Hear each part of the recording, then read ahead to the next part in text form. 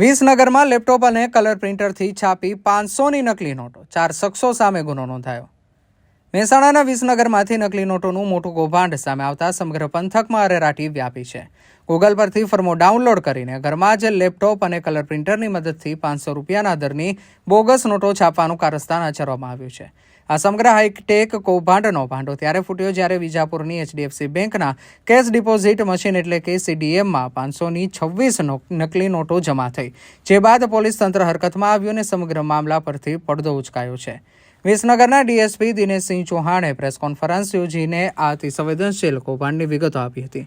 Police તપાસમાં ચોંકાવનારો ખુલાસો થયો છે કે વિસનગરના કાજીવાડા વિસ્તારમાં રહેતા મુખ્ય સૂત્રધાર આદિલ કુંભારે ગૂગલની મદદથી નોટનો ફર્મો ડાઉનલોડ કર્યો હતો અને પોતાના ઘરે જ કલર પ્રિન્ટરથી અંદાજે 1,25,000 રૂપિયાની નકલી નોટો છાપી મારી હતી.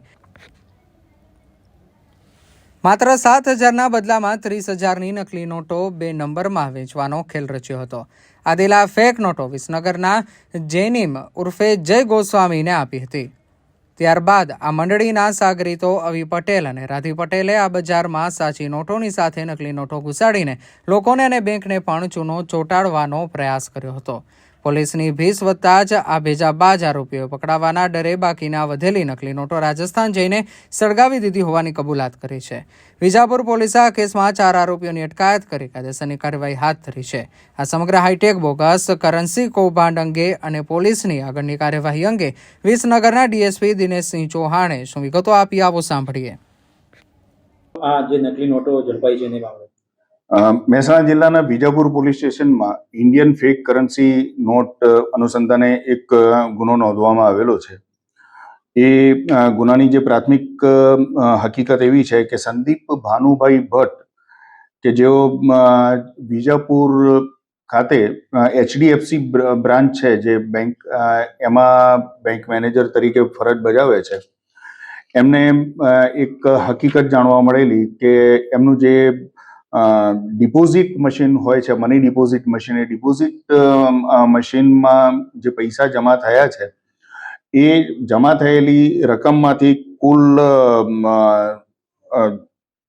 37,000 રૂપિયા છે જે અરજદારે જમા કરાવેલા 50,000માંથી, એમાંથી 37,000 જ જમા થયેલા છે અને બાકીના 13,000 છે એ જમા થયેલા નથી. એટલે અરજદારશ્રી છે એ ત્યાં આગળ બેંકમાં જઈને વિજાપુર શાખામાં એમણે તપાસ કરેલી. એ તપાસ દરમિયાન એમણે મેનેજરને પૂછપરછ કરતા એમણે કહેલું કે મેં 50,000 રૂપિયા જમા થયેલા છે, કરાવેલા છે, પરંતુ મને જે મેસેજ મળ્યો છે એ મેસેજમાં 37,000 રૂપિયા જ જમા થયેલાનો મેસેજ મળેલો છે.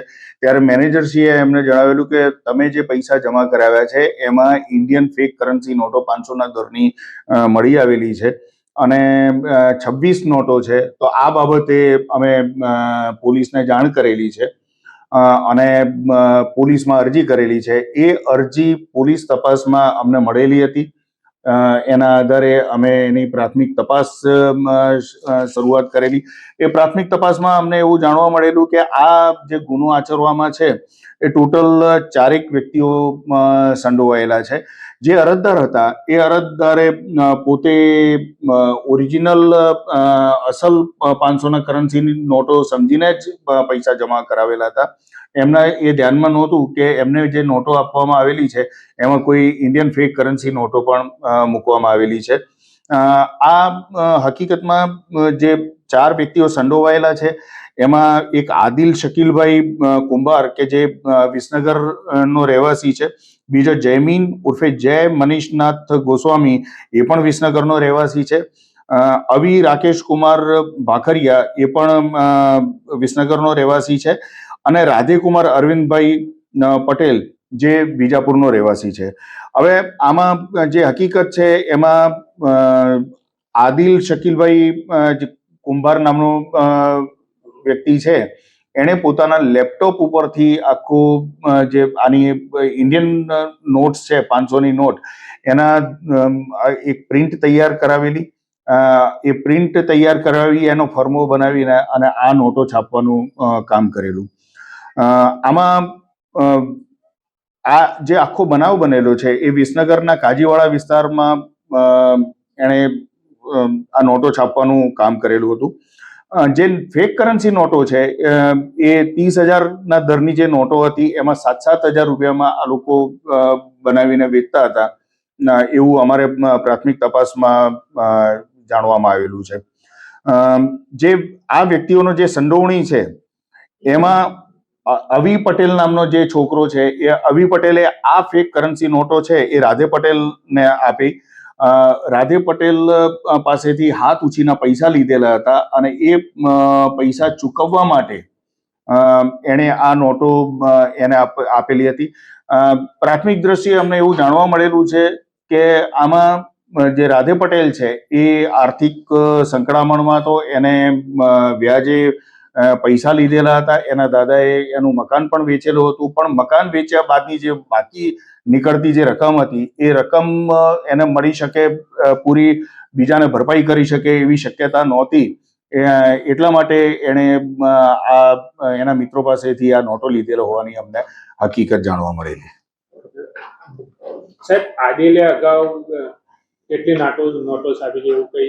પ્રાથમિક જ્યારે અમે આ આદિલને હાલ અમે એની અમારી કસ્ટડીમાં છે, એની પૂછપરછ કરી. એ પૂછપરછ દરમિયાન અમને એવું જાણવા મળેલું છે કે આણે બીજા 50,000ની નોટો પણ એને છાપેલી હતી, પરંતુ જ્યારે આ લોકો ને જાણ થઈ કે HDFC બેંકમાં જે નોટો જમા કરાવવામાં આવેલી છે એ નોટો માંથી કેટલીક નોટો ડુપ્લિકેટ બનાવટી નોટો મળી આવેલી છે. એ બનાવટી નોટો અનુસંધાને પોલીસમાં ગુનો દાખલ કરવામાં આવેલો છે. એટલે આ લોકો તમામ છે એ રાજસ્થાન ભાગી ગયેલા અને રાજસ્થાન જઈ બાકીની એમની પાસેની જે ઇન્ડિયન ફેક કરન્સી નોટ્સ હતી એ ઇન્ડિયન ફેક કરન્સી નોટ્સ ત્યાં આગળ જઈને એમણે સળગાવી નાખેલાની હકીકત અમને અત્યારે હાલ જણાવેલી છે. રાજસ્થાન કઈ જગ્યાએ આ લોકો રોકાયેલા હતા અને ક્યાં આ નોટોનો ડિસ્પોઝ ઓફ કરવામાં આવેલી, નિકાલ કરવામાં આવેલો, એ દિશામાં પણ અમે અત્યારે તપાસ ચલાવી રહ્યા છીએ.